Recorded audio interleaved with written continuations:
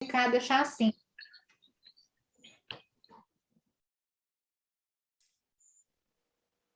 Juliano, grava nas nuvens ou grava nesse computador? Nas nuvens. Então fiz certo. Pronto, a sala já está aberta, os participantes estão entrando. Estamos já em gravação.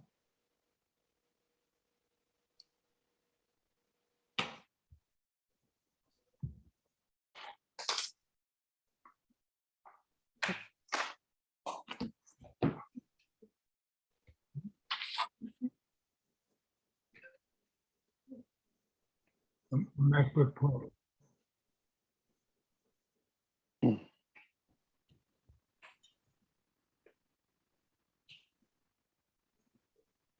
Good. Nós temos vários endocrinologistas pediátricos participando. Inclusive o usuário do Zoom, que se traduz para Mariângela. Ah, é? ela usa esse nome? Usa esse nome, Clark Kent, Mariângela, o usuário do Zoom.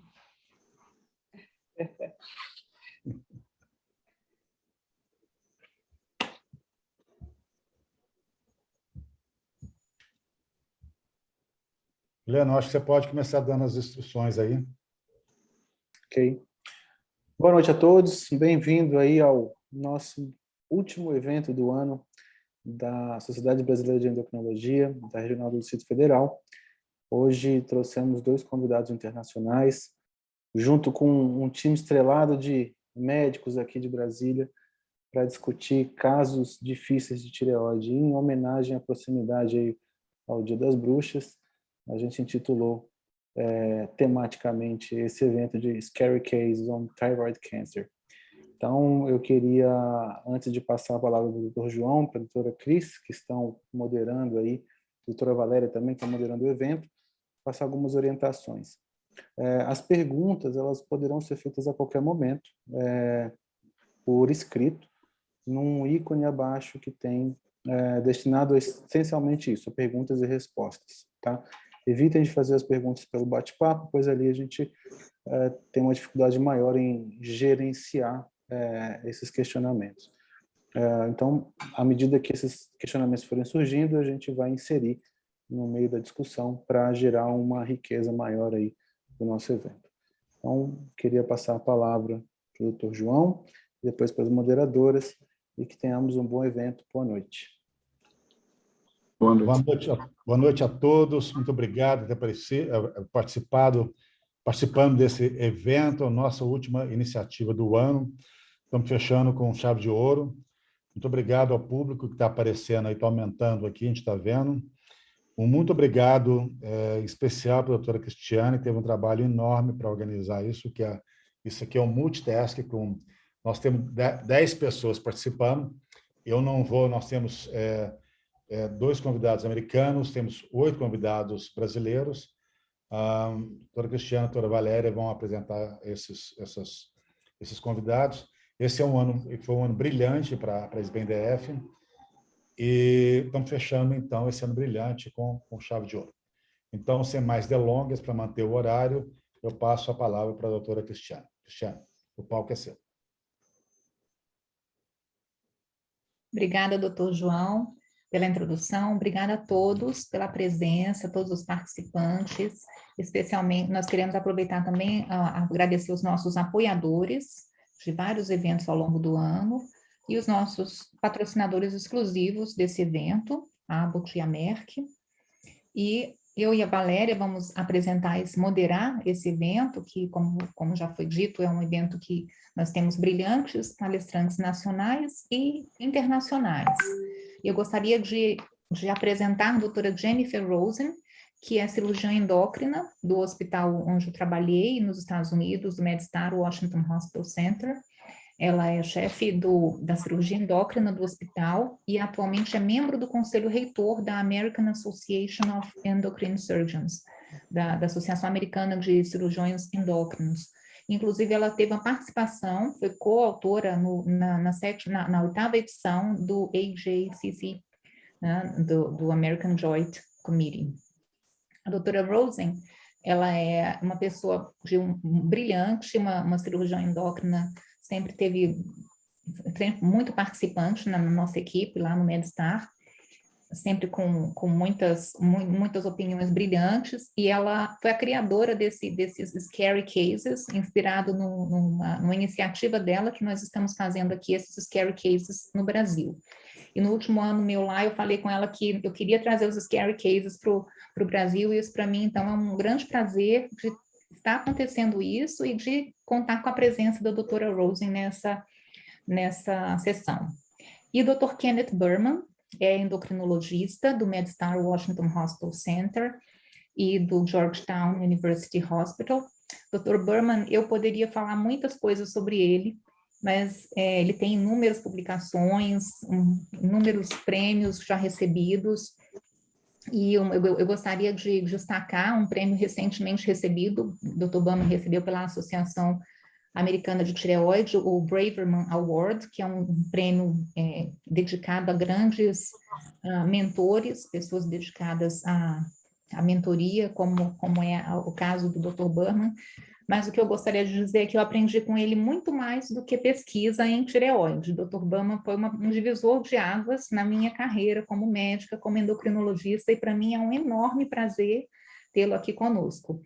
Thank you so much, Dr. Berman and Dr. Jennifer Rosen, for accepting to be here with us. It's our pleasure and great honor. Thank you for inviting us. Thank you very much. Valéria, pode passar.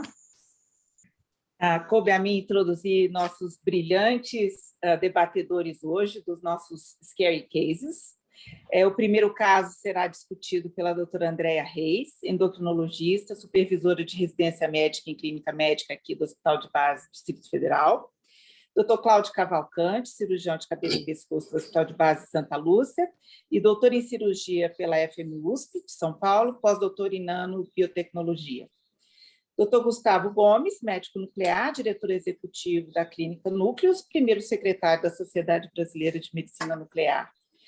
E a doutora Fabiane Cesare, oncologista do DF-STAR, da Secretaria de Saúde do Distrito Federal, mestre e doutora em Ciências Genômicas e Biotecnologia. O segundo caso será discutido pelo Dr. Carlos Santa Rita, cirurgião de cabeça e pescoço, membro titular dessa sociedade, e da Brasileira de Cirurgia Oncológica, doutor também em cirurgia pela FMUSP.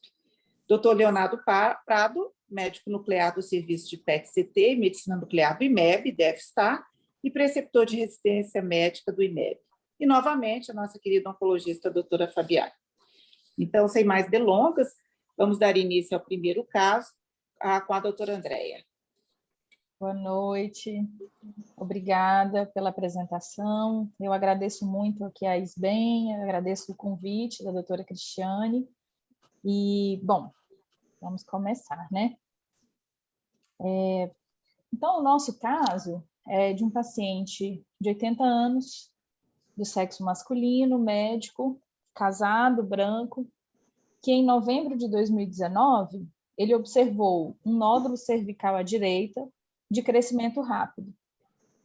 O ultrassom cervical evidenciou um nódulo hipoecóico que ocupava todo o lobo direito, sem calcificações, abaulava a cápsula tireoidiana e tinha em seu maior diâmetro 7 centímetros. Era classificado como um TIRADS 5, e também tinha uma imagem hipoecóica com efeito de massa de 4,8 centímetros entre os níveis 3 e 4 à direita. Foi realizada uma punção em janeiro de 2020, que veio um Bethesda 6, um carcinoma papilar de tireoide em lobo direito, com metástase para linfonodos cervicais nos níveis 3 e 4. Foi indicada, então, a cirurgia, uma proposta de tireoidectomia total com esvaziamento cervical central e radical modificado à direita.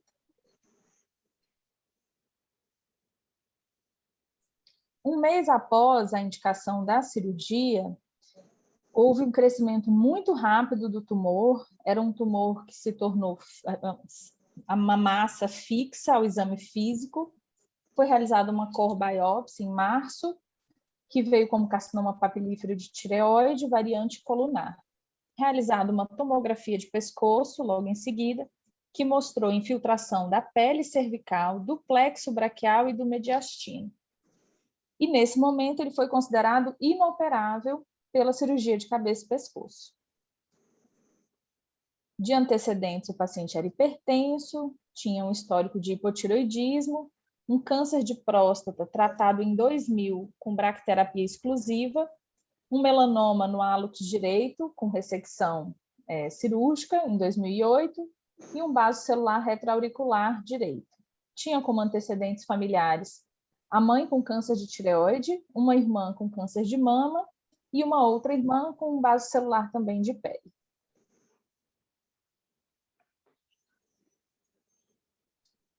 Eu agora vou passar a palavra para o Dr. Cláudio, não é isso? Isso, e na sequência eu assumo. Cláudio? Oi, Cláudio, boa noite. Opa. É agora. Obrigado pelo convite, Cristiane Eisbem. Eu vou ser rápido no agradecimento para não acabar a sequência da aula. Eu gostaria de evidenciar nesta imagem clínica do paciente uma hiperemia que vocês podem ver no lado do pescoço dele à direita. Essa hiperemia não é efeito de imagem, isso é linfangite carcinomatosa, até se próprio contrário. Havia uma nítida infiltração da pele por um edema e aquela pele tipo casca de laranja e a massa fixa. Daí também foi um dos critérios da inoperabilidade do paciente. Gustavo? Perfeito. Em concordância, então, com esse achado clínico, o que a gente observa aqui é um aumento importante da tireoide nesse primeiro corte tomográfico selecionado, principalmente às custas do lobo direito, que apresenta uma massa hipovascular bastante heterogênea, com alguns focos de calcificação de permeio. Essa massa, ela não apresenta um plano de clivagem bem definido com a parede da traqueia, determina um deslocamento da traqueia para o lado contralateral, e também se projeta para o introito torácico, né? Além disso, no corte inferior, a gente vê que essa massa, né, ela está em contiguidade com uma linfonodomegalia mediastinal, principalmente à direita nas estações 1 e 2D e também na estação 4D. Então, esses foram os achados iniciais da tomografia computadorizada.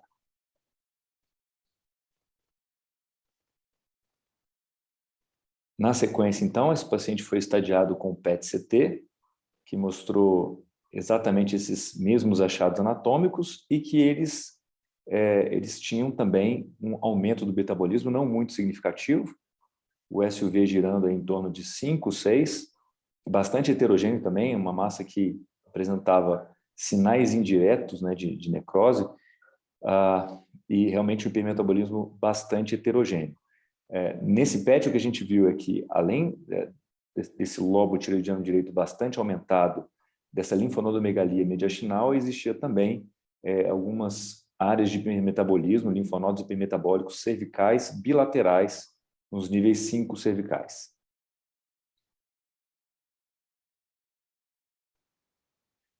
E dentro do que já foi comentado pela colega Andréa e Dr. Cláudio, a gente, realmente, entendendo esse paciente como um paciente inoperável nesse momento, começou a avaliar estratégias terapêuticas sistêmicas. E discutindo, então, com os colegas envolvidos, Fabiane, Cláudio, Andréa, a gente usou algumas estratégias da medicina nuclear. Se puder voltar ao anterior, eu agradeço. Obrigado, Cristiane. Onde, além do PET-FDG, que é esse que a gente vê aí à esquerda na tela, mostrando essa massa tireoidiana heterogênea, esses linfonodos, tanto cervicais quanto mediastinais, a gente fez um PET-DOTA, tá, buscando um alvo terapêutico, e que mostrou realmente um discreto aumento da captação nas mesmas regiões, mas sem expressão muito significativa dos receptores da somatostatina. Aumento bastante heterogêneo, mas de forma geral discreto. E ainda com base na literatura, tendo em vista uma possibilidade teranóstica, tentou-se então um último traçador, não com o objetivo de estadiar, mas realmente de avaliar um alvo terapêutico, que foi o PSMA. Então, o PET-PSMA com galho é esse que a gente observa aí à direita da tela, mostrou essas mesmas lesões, na verdade caracterizando um grau de captação maior, então uma expressão do PSMA maior que o hipermetabolismo glicolítico e maior que a expressão dos receptores da somatostatina, caracterizando inclusive lesões adicionais aí no pescoço à esquerda. E nesse momento a gente entendeu que eventualmente o PSMA pudesse ser útil em alguma abordagem terapêutica futura, seja ela para apoio na cirurgia ou mesmo com intuito teranóstico de tratamento com radioisótopos. Dando continuidade, agradecer a todos pelo convite, honrada em estar aqui. Então, nesse momento, bem capcioso, entra em contato comigo o doutor Gustavo e o doutor Cláudio, e o paciente era inoperável, o que fazer? Era um paciente que, apesar dos seus 79 anos na época, ele era bastante rígido, sem comorbidades. Ele tinha um bom performance, um ECOG de 0, um índice de massa corpórea de 23. Ao exame físico, a horoscopia sem nenhuma alteração importante. O pescoço mostrava a massa que já foi descrita aqui, cervical fixa, invadindo níveis 2, 3, 4 e 6 à direita. Era uma massa de mais de 6 centímetros, com linfonodomegalia à esquerda também, bilateral. Demais segmentos sem alteração. Pode passar o próximo. Então, optamos pelo clássico, diante de um paciente com um tumor teoricamente bem diferenciado, apesar de ser células altas, por fazer o estudo SELECT, taxa de resposta ali objetiva pode chegar a 60%, com levantinib. Não iniciamos com a dose padrão de 24 miligramas ao dia, considerei que era um paciente de 80 anos pela experiência do nosso serviço. Então, a gente conseguiu fazer a dose de 20 miligramas dele por aproximadamente 5 ciclos e meio. Próximo, por favor. Imediatamente também a gente fez uma avaliação molecular desse paciente.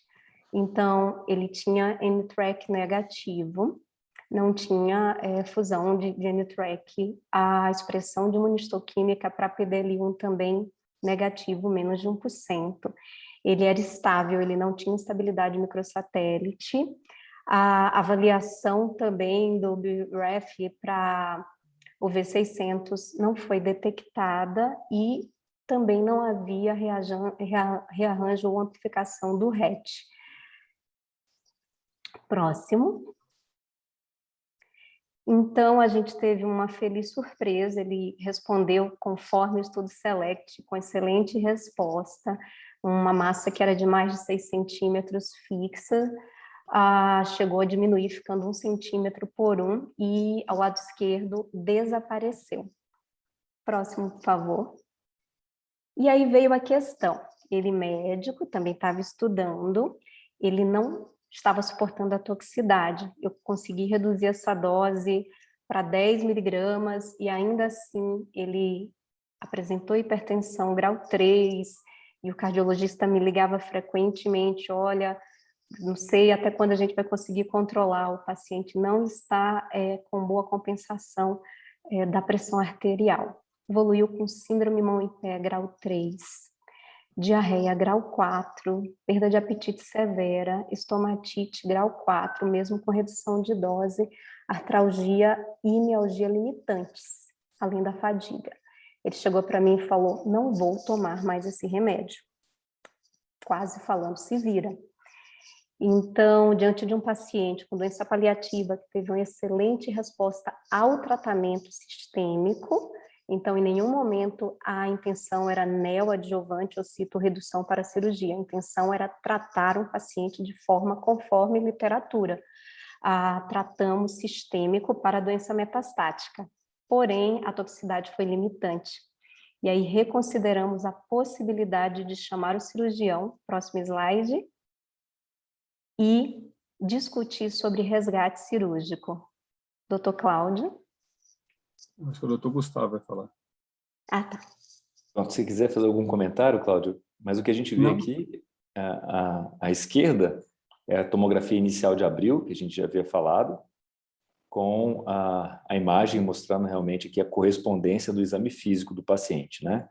E conforme a doutora Fabiane falou, aqui do lado direito, em agosto, uma excelente resposta, mostrando uma redução bastante significativa, não só da massa tireoidiana aqui no lobo direito, mas também de toda a linfonodomegalia, cervical e, sobretudo, mediastinal, que tem a sua correspondência também aqui já nessa foto, na imagem do exame clínico, né? Então, de fato, uma resposta bastante exitosa à terapêutica aí optada pelos colegas.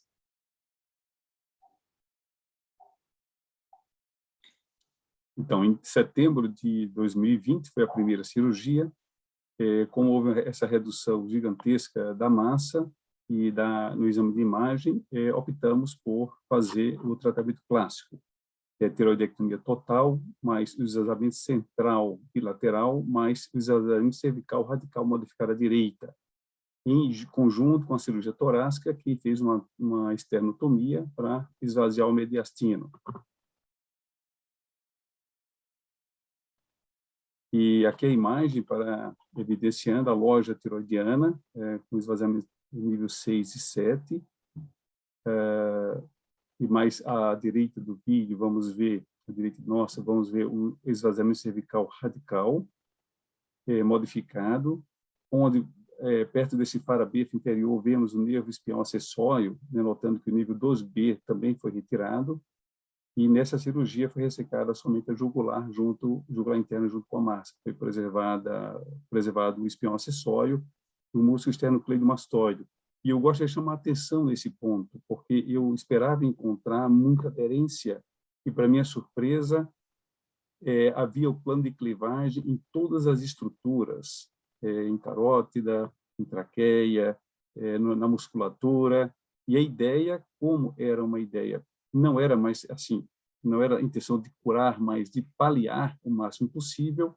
A ideia era, depois da cirurgia, realizar uma iodoterapia e radioterapia externa. Nossa.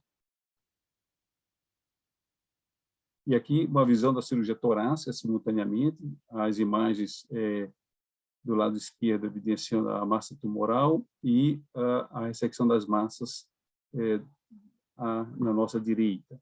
Então, aqui vemos no slide central a artéria não animada e todo o mediastino foi ressecado, retirando todas as massas que eram evidenciadas nas imagens.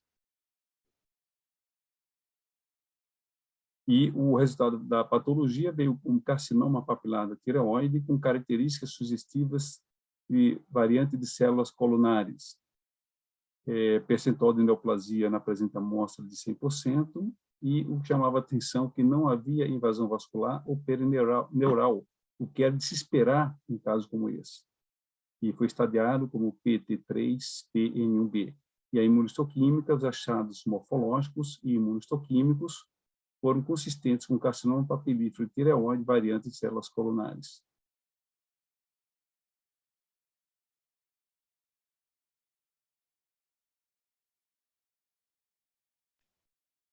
O paciente foi, então, encaminhado para a radioiodoterapia, tendo em vista aí, essa abordagem, primeiro, inicialmente, clínica, com boa resposta, e, na sequência, o tratamento cirúrgico, para terapia aí de eventuais restos tireoidianos de iodocapitantes. E o que a gente vê é que a PCI pós-dose, depois de alguma discussão, a gente chegou nessa dose de 150, uma dose empírica, e nessa PCI pós-dose a gente, de fato, vê um alvo sob tratamento do radioiodo, que é esse foco paratraqueal esquerdo. Tá? Então, a gente realmente entendeu que essa dose ela teve a sua utilidade.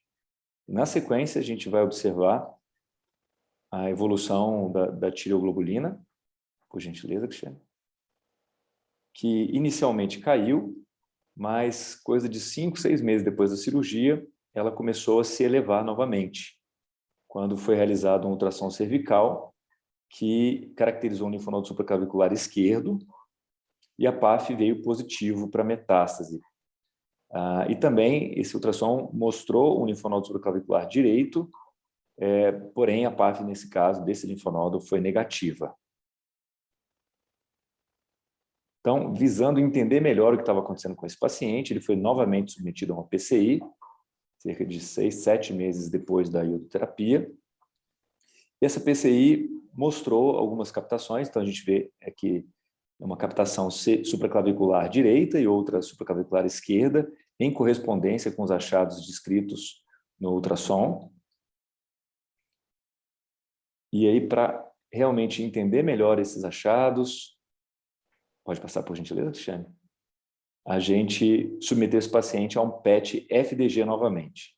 A primeira coisa que chama a atenção nesse PET FDG é se a gente comparar esse estadiamento com o estadiamento inicial do paciente, é que realmente a carga tumoral global reduziu de forma bastante significativa.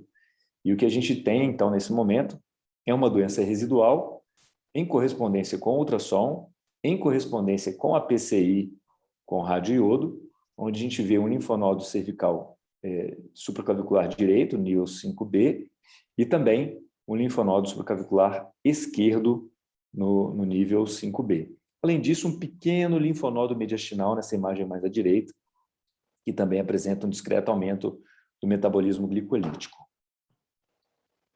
Considerando que esse paciente, então, tinha doença remanescente e que, na ocasião inicial, esse paciente fez 3 PETs e aquele que demonstrou maior captação e maior capacidade de estadiar esse paciente, eventualmente uma opção terapêutica futura, a gente realizou mais uma vez o PET com PSMA.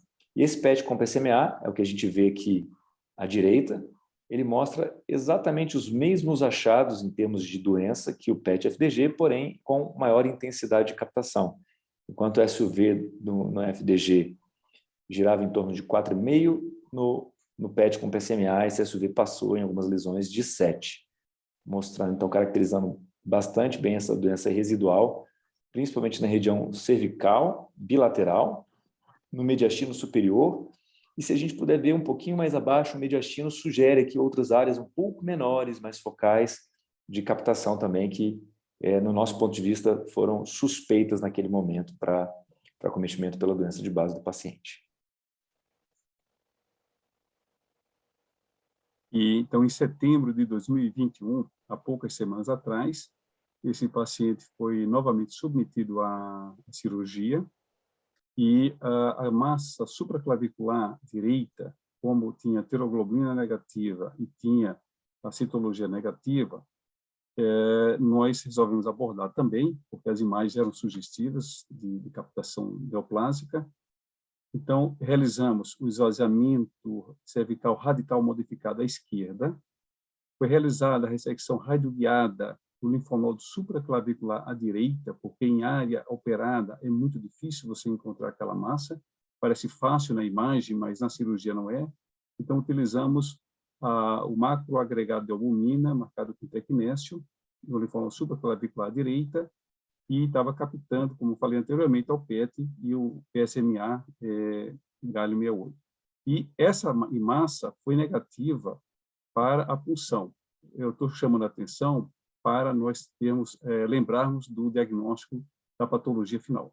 Então, ao mesmo tempo que realizamos essas abordagens, tanto na supraclavicular, seletivamente à direita, e o exame cervical radical modificado à esquerda, realizamos, através da cirurgia torácica, guiada por robô, uma toracotomia para esvaziar o mediastino. Essa é o linfonodo que o PET captava na supraclavicular esquerda. Tiramos ele, confirmamos com a patologia para ter certeza que estávamos tirando o tumor e realizamos o exame cervical radical clássico, preservando todas as estruturas no lado esquerdo. E aqui uma imagem da toracotomia por robô, limpando o mediastino. A imagem aumenta 20 vezes o real. Então, um linfonodo pequeno fica gigante, como nós estamos vendo aí. Mas, então, aquela massa captante ao PET no mediastino foi retirada. Próximo. E a patologia final veio presença de metástase de carcinoma papilar nos níveis 3 e 4 à esquerda, que nenhuma imagem, nem ultrassom captou, e no supraclavicular esquerdo, que é o 5B esquerdo, bem como no mediastino. E naquela fossa supraclavicular direita veio tecido conjuntivo negativo para metástase. Então, dizendo que a punção estava certa no pré-operatório. Próximo. E aqui é o resultado final do paciente da primeira cirurgia. No vídeo à esquerda, vocês observem que foi uma incisão em J clássica, porque não tinha como ser diferente. Observe que a pele da região supraclavicular tem uma cicatriz por conta de literalmente raspar essa pele durante a cirurgia. E do lado direito nosso, vamos ver a segunda incisão do esvaziamento cervical radical modificada direita, com uma incisão horizontal na prega cervical inferior, onde todos os níveis do 2 ao 5 foram abordados. E o que chamou a atenção, com 3 semanas de pós-operatório, a tiroglobulina suprimida de 10 nanogramas por ml baixou para 1,9 nanograma, até se prove o contrário, denotando que o que tinha visível, o que podíamos retirar, foi bem sucedido. E a conduta, no momento, no meu entendimento, é aguardar 12 semanas do ato operatório e fazer toda a investigação novamente para ver se tem alguma coisa residual e daí tomar conduta, e daí vem a discussão que todos vocês irão participar.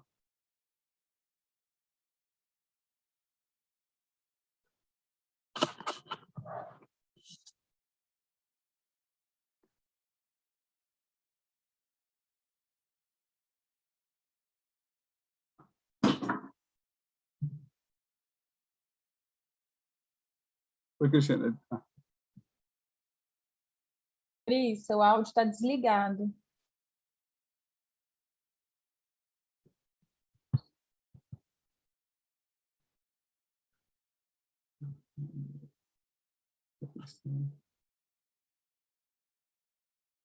Desculpa, eu não estava conseguindo ligar, apareceu o botãozinho aqui. Muito obrigada a todos. Eu queria abrir a palavra para o Dr. Berman, para a doutora Rosen, por favor. Nós gostaríamos das suas opiniões, seus comentários. Doutora Rosen, gostaria de começar? Ou Dr. Berman? Dr. Rosen, please start. Thank you. First, I want to congratulate the team. This was of course, an incredibly scary case, and also highlights how important it is for a surgeon to practice with a large multidisciplinary team. It showed remarkable restraint to not operate at first, because many patients are quite impatient and would like to see us operate as soon as possible, thinking that complete surgical resection is the right answer for solid organ malignancies. We all know that this patient was not behaving like the typical patient with papillary thyroid cancer. So redoing the biopsy, thinking that potentially there was more malignant transformation into a more anaplastic or dedifferentiated type was likely. So I just want to congratulate the team on an amazing outcome. I do have one question. Can you tell us more about your radio-guided resection? Tell us about what that includes, because it's something that we've been trying in the United States and really holds some promise for finding patients with recurrent disease.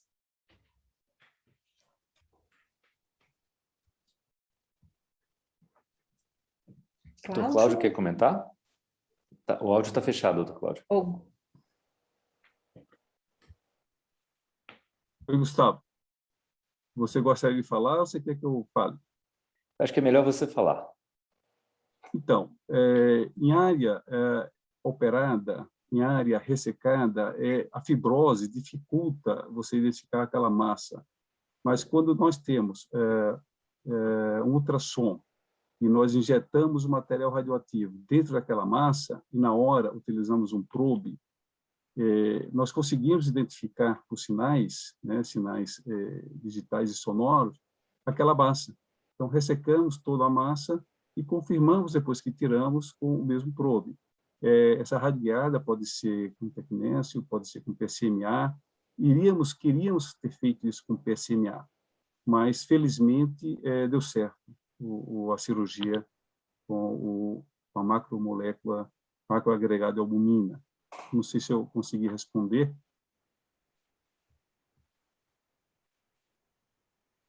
It does. I suspect you may have another opportunity to operate on this patient in the future, but let's hear what Dr. Berman has to say and what the future holds for this patient.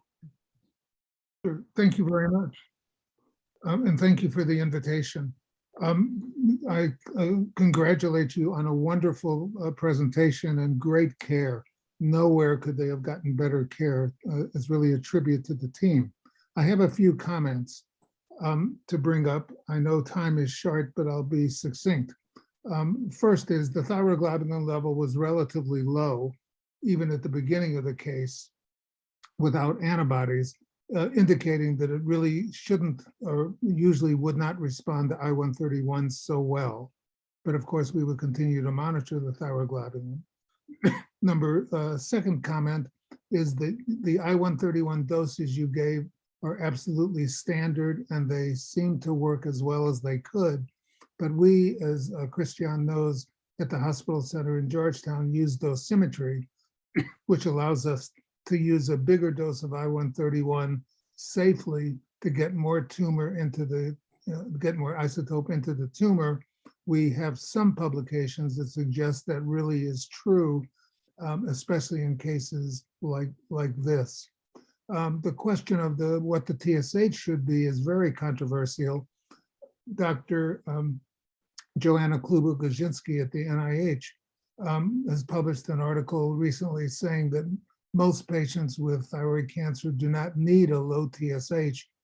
It predisposes them to atrial fibrillation and bone loss and really doesn't help the tumor stop growing.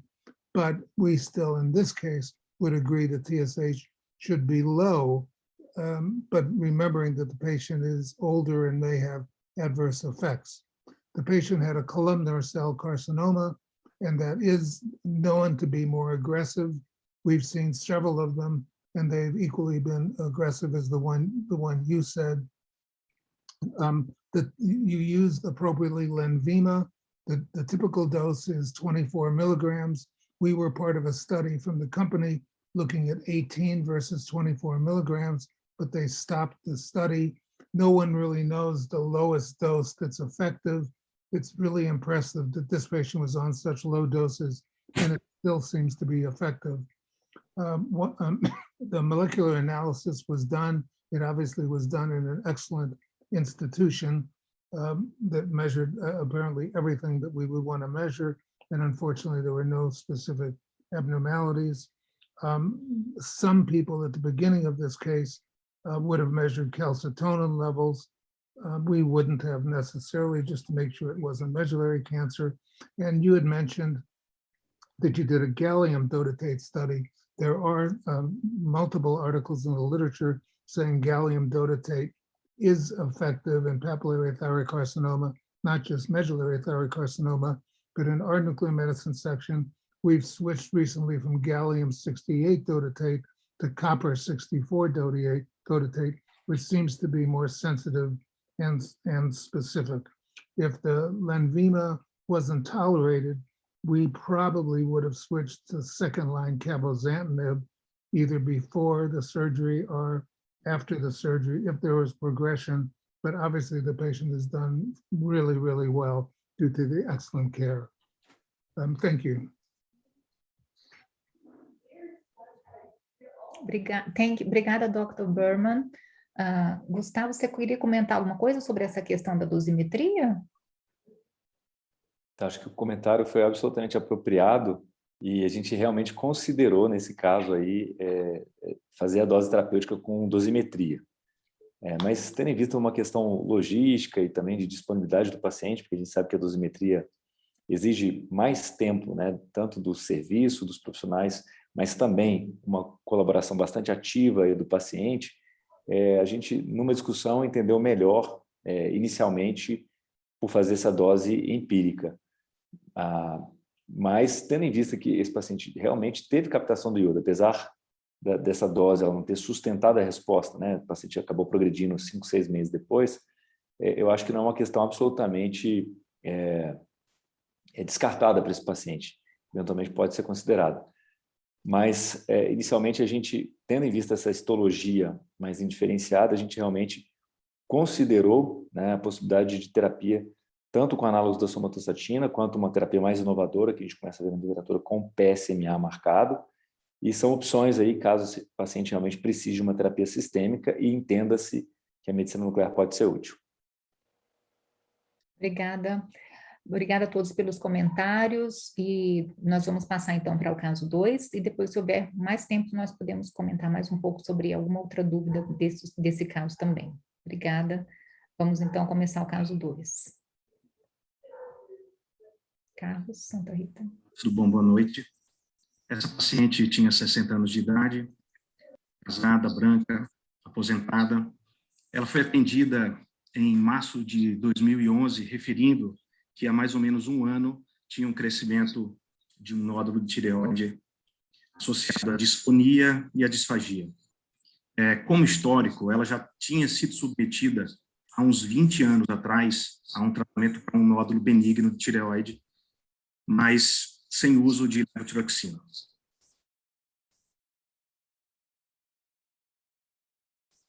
O ultrassom de tireoide de 2011 mostrava 2 nódulos mal definidos, com 2,1 centímetros e 1,8 centímetros, e 2 nódulos hipoecóicos bem delimitados e sem microcalcificações, de 2 e 1,8 centímetros. Tudo isso no lobo direito. A punção por agulha fina de abril de 2011 foi compatível com carcinoma papilar, era um Bethesda 6. A tomografia mostrava apenas além dos nódulos, uma assimetria de glote, e o ultrassom demonstrava, pelo menos em parte, uma presença de uma metástase em nível 6. Essa paciente foi operada, na verdade não foi eu que operei essa paciente, foi uma outra equipe meu que fez a cirurgia e me conseguiu os dados possíveis para que a gente pudesse descrever aqui, inclusive algumas fotos.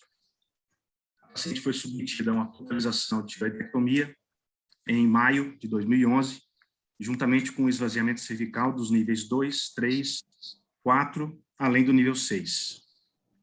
O anátomo patológico demonstrou um carcinoma papilar clássico, multicêntrico, localizado no lobo direito e no istmo, além de comprometimento de tecidos moles. O tumor tinha no seu maior eixo 2,7 centímetros. Não encapsulado, as margens foram comprometidas e uma extensão extratiroidiana presente, com infiltração vascular não evidenciada. Os dados que nós temos, né, de 2011 é que não haviam linfonodos comprometidos, mas, na verdade, provavelmente os linfonodos estavam aderidos ao tumor, né, como um conglomerado, mas não tinha como se diferenciar isso aí. Então, era um PT4A, a princípio N0, já que não foi descrito no lado anátomo patológico. Nesse mesmo momento, devido a esse extravasamento grosseiro, os familiares foram chamados a opinar sobre a extensão da cirurgia, porque, devido àquele grande comprometimento da laringe, foi indicado de imediato uma cirurgia um pouco mais extensa, que poderia indicar uma laringectomia ou uma ressecção, pelo menos de uma laringectomia parcial, mas os familiares recusaram-se a qualquer tipo de cirurgia mais agressiva. Essas fotos foram cedidas pelo meu sócio. A primeira foto, à esquerda, mostra o tumor descolando da carótida comum e a jugular logo ao lado, a jugular interna. A foto logo abaixo dessa mostra que o nervo recorrente, aquela porçãozinha branca lá, foi preservada, ou seja, a estrutura neural foi mantida intacta, porém, houve um extravasamento ali na ponta da pinça, um extravasamento grosseiro que invadia tanto a musculatura constrictora da faringe, como também a cartilagem tireoide e parte, né, do segmento da cartilagem cricoide.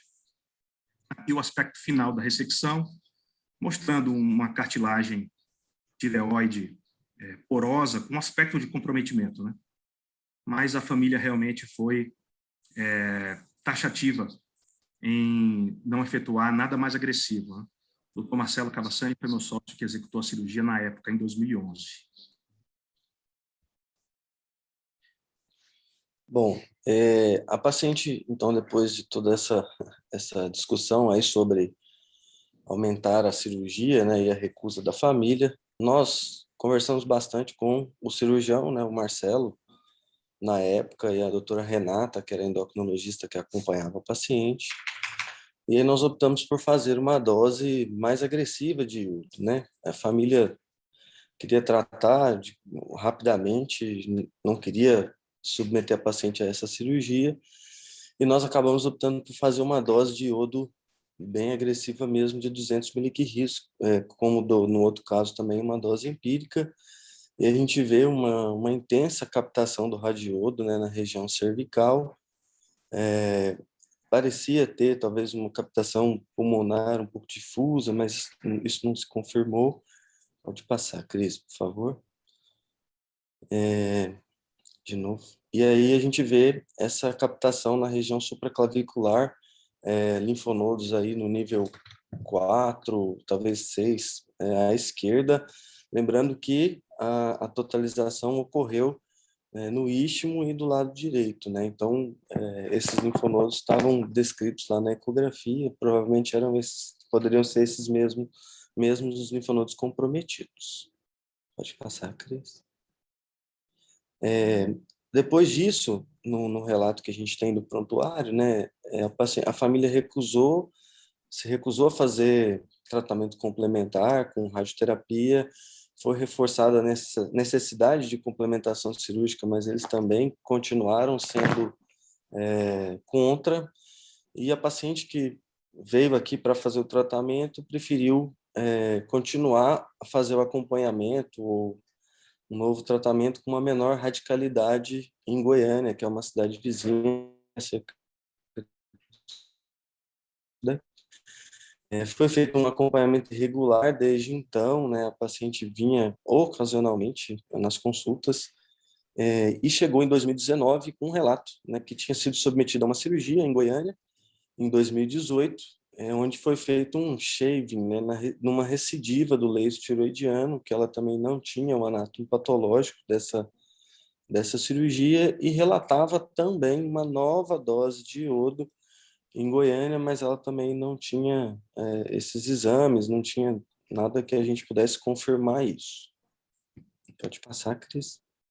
Então, ela retornou ao serviço agora com uma solicitação de uma nova iodoterapia, né, esse pedido feito pelo cirurgião de Goiânia, né, que acompanhava ela lá, por conta de um aumento de tiroglobulina. A paciente não tinha queixas significativas e apresentou, né, um TSH de 0,2, uma tiroglobulina de 43 e um anticorpo negativo quando ela chegou para essa proposta de uma nova iodoterapia.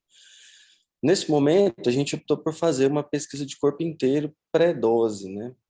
E, por conta de vários fatores, inclusive sociais aí, a gente suspendeu o hormônio, né? Ao invés de fazer o uso do Thyrogen, já pensando nesse mesmo preparo em fazer a pesquisa de corpo inteiro pré-dose e também já fazer a iodoterapia logo a seguir. E o que a gente viu que com quase 35 dias de suspensão hormonal, o TSH da paciente estava com muita dificuldade para subir, assim. Nós acabamos fazendo a PCI pré-dose com TSH de 27,2 e a tiroglobulina estimulada chegou perto aí de 150, né, 147. E o que a gente viu nessa PCI? Que ela não tinha nenhuma captação do radiodo na região cervical. Vocês podem ver na imagem à direita, na primeira linha, na tomografia, que tem uma lesão deslocando a traqueia para a esquerda, né, na região cervical, mas que não captava o iodo de maneira nenhuma. Nós conversamos com a família e propusemos que, nesse momento, a gente poderia fazer um PET pensando em uma desdiferenciação tumoral, né, para essa doença, já que era um relato de um carcinoma papilar clássico na patologia da cirurgia de 2011. Pode passar, Cris. E aí ela fez um PET, né, que mostra essa intensa captação na região cervical, à direita, com pelo menos 3 áreas de hipermetabolismo na região torácica, que vocês podem ver um pouco mais abaixo. Pode passar, Cris, por favor. Aqui as imagens em cortes axiais, então a gente vê essa lesão bastante hipermetabólica, né, um SUV de cerca de 22 nessa ocasião, que deslocava a traqueia para a esquerda, parecia ter um comprometimento do músculo externo tiroidiano ali, e um comprometimento e uma extensão mais posterior também. Pode passar, Cris. Os nódulos pulmonares, né, os 2 maiores aqui no segmento 2 à direita, e um outro nódulo menor na linha de baixo, também bastante hipermetabólicos. Então, nesse momento, nós optamos por abortar a iodoterapia, né, visto que o tumor não concentrava mais o iodo, né, apesar do preparo adequado, dieta feita corretamente, né, e desse TSH muito próximo de 30, e aí nós optamos por não fazer iodoterapia e encaminhamos a paciente para a oncologia, né, encaminhamos para a doutora Fabiane e para a cirurgia de cabeça e pescoço. Então, essa paciente chegou para mim em fevereiro de 2020. Ela já tinha paralisia bilateral. Perdão, Santa Rita. Você quer falar, Fabiane? Tranquilo. Chegou para minha avaliação só em fevereiro de 2020. Então, essa aqui foi quando a paciente decidiu de novo procurar um cirurgião de cabeça e pescoço aqui em Brasília. Ela já tinha paralisia bilateral de pregas vocais, apresentava um desconforto respiratório progressivo, ela tinha voz, uma vocalização um pouco rouca, mas até que boa para a situação, mas um estridor muito intenso. Então, ela conseguia respirar por um pertuito muito pequeno. Foi proposto para ela, então, com intenção, lógico, paliativa, para que ela pudesse voltar a ter uma possibilidade respiratória, uma cirurgia novamente com laringectomia total, que pudesse, né, ressecar também parte da faringe, uma pequena porção do esôfago. Isso se houvesse uma possibilidade de conservação carotídea, né? Pelos exames, a carótida estava, se não envolvida, pelo menos uns 170, 180 graus, ou até bem comprometida. A paciente recusou-se terminantemente a cirurgia novamente, mesmo com uma dificuldade respiratória muito intensa.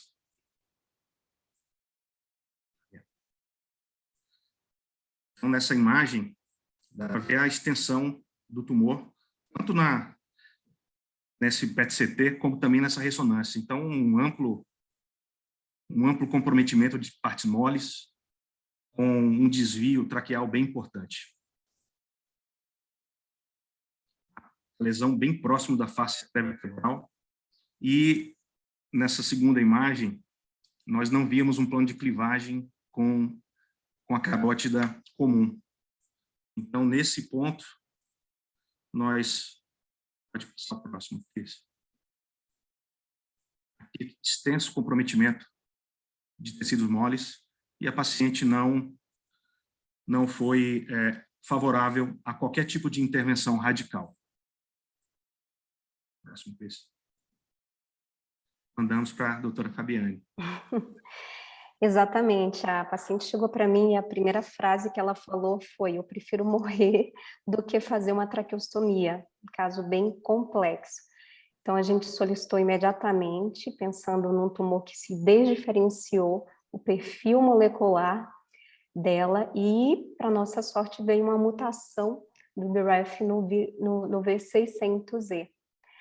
Ela mantinha um bom ECOG entre 1 e 2, e a gente iniciou por tratamento com droga-alvo, numa combinação clássica, como o estudo do Memoriam, foi um estudo pivotal, basket, para melanoma, mas incluiu 7 pacientes com doença anaplásica e tumores diferenciados. Então, a gente conseguiu iniciar para ela, em 22 de maio de 2020, trametinib com dabrafenib. na dose clássica, e ela conseguiu fazer esse tratamento com excelente tolerância por 6 meses. Próximo. E, para nossa grande alegria, ela teve uma excelente resposta ao tratamento, como era de se esperar, porque ela tinha a mutação e nós tínhamos a droga-alvo. Próximo. Léo. Desculpa. E ela fez, então, aí um novo PET-CT, né, que mostra uma redução do volume tumoral, uma redução do metabolismo nessa lesão cervical, importante. Pode passar, Cris. Então, nós, no dia 22 de setembro, levamos a paciente para a cirurgia, com a intenção de, pelo menos, ressecar a maior parte possível da lesão. A paciente ainda não admitia de forma nenhuma nenhum tipo de tratamento agressivo, ou seja, nada de traqueostomia, nada de ressecção do laringe, e levamos a paciente para a cirurgia para tentar ressecar o máximo possível de tecidos. Terminamos conseguindo macroscopicamente remover tudo. Incluiu também uns 2 centímetros de carótida. Não era minha intenção remover a carótida, mas durante a cirurgia foi necessário. Houve uma pequena ruptura da carótida, bem fininha, mas devido ao comprometimento da cápsula, nós terminamos ressecando praticamente 2 centímetros de carótida comum. Como o tumor serviu como expansor, nós conseguimos fazer uma anastomose término-terminal. Preservamos a laringe, ressecamos parte da musculatura anterior do esôfago, parte também de 2 anéis traqueais, sem promover nenhuma alteração estrutural que a paciente não solicitava veementemente, né? Próximo. Aqui, na primeira foto, nós vemos o resultado cirúrgico, né? A traqueia e a laringe parecem formar um V. Isso aqui, o tumor já tinha sido removido. Bem no canto, dá para ver a carótida já com anastomose término-terminal. Isso, nesse pontinho mais abaixo. Aí, nesse pontinho, dá para ver essa anastomose. E a traqueia com um formato totalmente deformado, né? Eu não sei como realmente a paciente conseguia respirar, mas macroscopicamente nós conseguimos remover toda a tumoração. Aqui o resultado pós-operatório. Essa paciente teve alta no 3º dia de pós-operatório sem nenhum tipo de complicação. Mesmo padrão vocal, respirando, né, da mesma forma, com a voz e sem traqueostomia, né, que era o desejo absoluto dela. Aqui o anatomo patológico. E aí, para nossa surpresa, o tumor classificado não era mais um papilar clássico. Ele foi diagnosticado como um tumor pouco diferenciado. O tamanho total do tumor, da massa tumoral, de 7 centímetros por 5,5, com um padrão sólido de células epitelioides, por vezes pleomórficas, por vezes anaplásicas, contendo alguns elementos sarcomatoides. Um tumor de alto grau, com uma presença de sinais de hemorragia antiga e também de necrose central. A imunistoquímica mostrou ser um tumor pouco diferenciado, um carcinoma pouco diferenciado, com algumas áreas sarcomatoides e um índice de KI67 de 80%. Próximo, please. Bom, em janeiro, então, essa paciente foi submetida a um novo PET-CT com FDG, né, agora na Clínica Vilas Boas, com o João, que é um amigo nosso, né, médico nuclear, que me cedeu essas imagens. E a gente vê, aparentemente, por essa imagem em 3D, né, esse MIP, 3 focos de intenso hipermetabolismo na região cervical.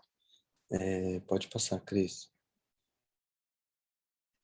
E, aparentemente, parecem ser áreas, não as mesmas, se não é a mesma localização do tumor que foi ressecado, né? Nas 2 primeiras linhas, nessas 3 imagens, a gente vê que parecem ser lesões ou recidivas que estão na borda superior do tumor que foi ressecado, né, pelo Santa Rita.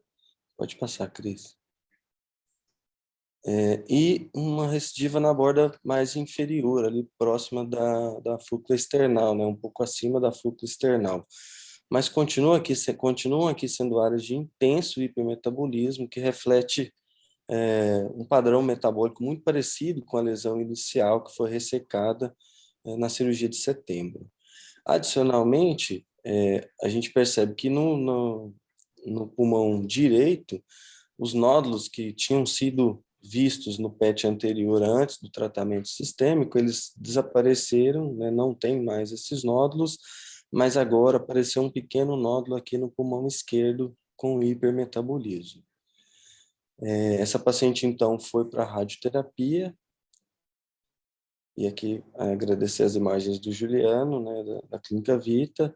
O Juliano fez um planejamento para a radioterapia nessa região cervical, né, onde viam essas 3 lesões hipermetabólicas, né? Pode passar, Cris. E aqui mostrando que ele fez esse planejamento da região cervical, né, em consonância aí com o PET que foi feito no mês de janeiro. Então, ela fez 33 sessões de radioterapia e teve uma boa resposta, né, à radioterapia nessa região cervical que tinha essas 3 lesões aí bastante hipermetabólicas. Cris? Fabiane. Isso. Essa paciente, então, evoluiu com significativa diminuição da lesão cervical. Ela completou a radioterapia, melhorou da falta de ar, apresentou uma boa qualidade de vida, porém, ela estava com muita náusea quando a gente iniciou o levantinib para ela. Tontura, inapetência, e ela realmente não chegou a tolerar o medicamento. Próximo. Infelizmente, no mês seguinte, ela evoluiu com essas múltiplas metástases cerebrais, que culminou com herniação e óbito da paciente. Próximo. Está aberta a discussão.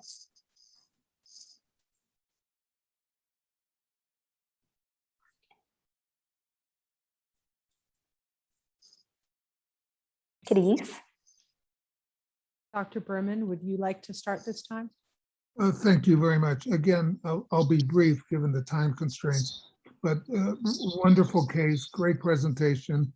Congratulations to everyone involved with the case. You couldn't have better outcomes from a medical standpoint, given the severity of disease. A couple of quick comments. We always discuss when should you have a brain MRI in somebody who has metastatic disease. And Christiane was involved in a study where she looked and reviewed brain metastasis from thyroid cancer. And essentially, to make a long story short, we tried to do a brain MRI in every patient who has lung metastasis or has severe disease. So hopefully, it would have been perfect to do some brain MRIs, pick up a lesion earlier, and then address it with surgery or radiotherapy. That's not the standard of care, but based on Christiane's work, we've been doing that. Number 2 is we don't do levothyroxine withdrawal for I-131 scans anymore. We've published, and Sloan Kettering has published, that you get the same results with levothyroxine withdrawal and recombinant human TSH stimulation. I noticed that this patient's TSH only went to 27, and that's pretty low. So we would have really given recombinant human TSH. You did mention whether you do a radioactive iodine scan before the treatment, but we always do that. You never know what you're going to find ahead of time. And as we publish, 10 to 15% of the time, it changes the dose or the scan that we do, the treatment we do. We also always get a urine iodine to make sure the patient is not surreptitiously or unknowingly taken iodine. We probably also would have done a repeat FNA when the disease recurred. It was pretty evident that that wasn't just papillary carcinoma, and it was poorly differentiated or anaplastic. And lastly, the differentiation between poorly differentiated thyroid cancer and anaplastic is difficult. Different pathologists have different criteria. We use the Turin, Italy criteria for poorly differentiated, but Sloan Kettering has somewhat different views on that. And we treat them basically the same. And lastly, if somebody is on dabrafenib and trametinib and has a BRAF mutation, we like to then do an I-131 scan after they're on the medication for a month or two, since it might redifferentiate the tumor in selected circumstances. Thank you. Thank you again for the invitation. Thank you, Dr. Berman. I'll add a couple of things on top of it to that. So again, such a challenging, not just only the pathology and the biology in this patient, but so challenging because of the patient's personality and the patient's decision-making. You're really caught here between a rock and a hard place and what to do. And clinically, technically, an incredibly challenging operation to perform. I agree with all of the things that Dr. Berman said. I would add to it a few additional issues, which is it's frustrating because patients can often go elsewhere for additional opinions and be offered an operation that we don't think would be the best or optimal approach for them. We, of course, in the United States operate based on a fee-for-service environment, except in academic medical centers where our compensation is not linked to our productivity most of the time. So very challenging because patients can seek what they want elsewhere. So I congratulate the group that despite her seeking additional opinions and treatment, she came back to you for treatment after a time. Another point that I would add is it is interesting that you moved to surgery, then external beam radiation. Another option might have been to try external beam radiation, then surgery for salvage. But of course, that makes it all the more complicated for a reoperation in the neck because of the radiation response to determine the limits of your resection. And ultimately, I think that this patient determined her own course in a way because she did not die from her local regional disease, but instead from metastatic disease. So I congratulate the group again on addressing a very challenging patient and the challenging biology.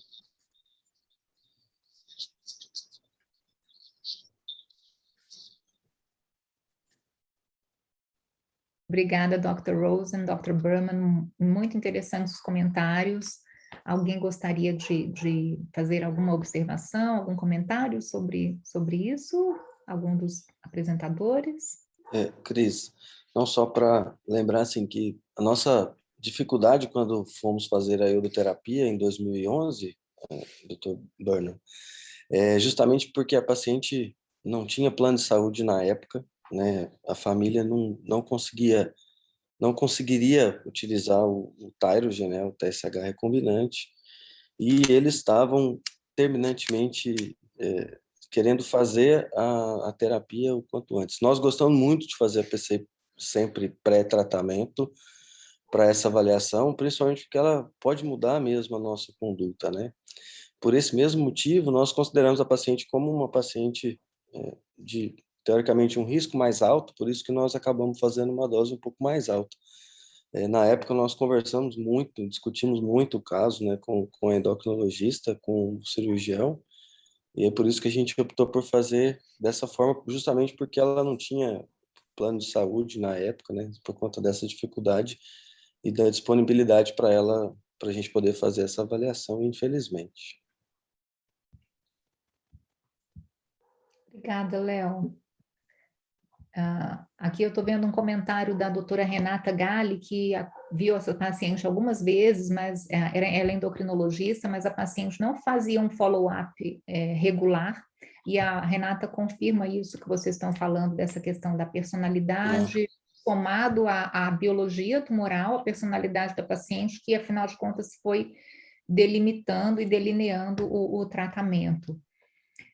Alguém mais gostaria de comentar? Carlos, algum comentário sobre a cirurgia? A nossa intenção, a princípio, na cirurgia, era tentar realmente diminuir o máximo possível para uma radiação externa. Apesar de que todo o resultado da oncologia foi fantástico, Fabiane, foi fantástico.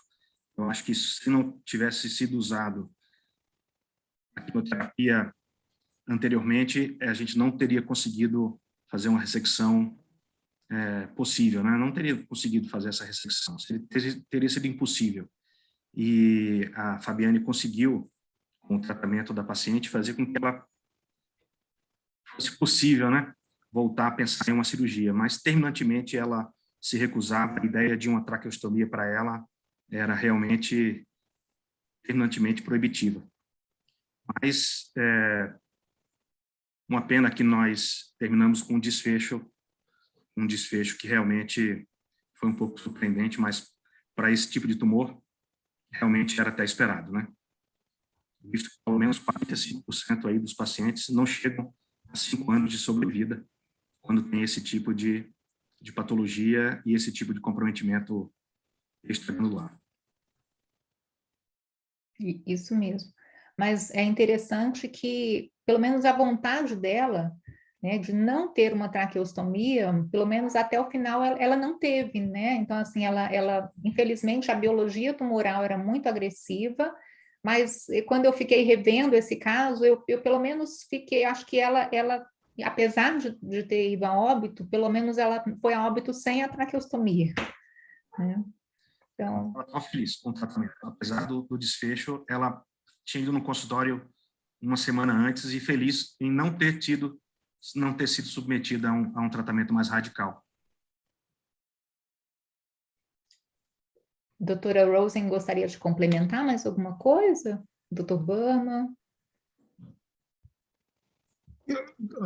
Dr. Berman, again, thank you for the wonderful cases and the really great presentations and great care. We certainly understand very well the problems of and difficulties of insurance and lack of compliance with patients that does always influence the patient care. So thank you for those comments. And I would echo what Dr. Berman says. It sounds from your presentations that you have everything any patient could possibly want anywhere in the world. The 2 cases you chose really illustrate how you have really almost every approach that could possibly be used for patients. And I congratulate you on the team that you put together. And those were very scary cases. Obrigada, e eu aproveito então para convidar para os Scary Cases na semana que vem. Né? Deixa eu ver se eu consigo compartilhar aqui a tela novamente. Share. Só para finalizar, na semana que vem, a doutora Rosen vai estar apresentando os Scary Cases original, né, lá como parte da programação do hospital e essa iniciativa que é da doutora Rosen. Então, se alguém tiver interesse, é aberto, pode entrar em contato com a gente, que a gente facilita fazer a inscrição.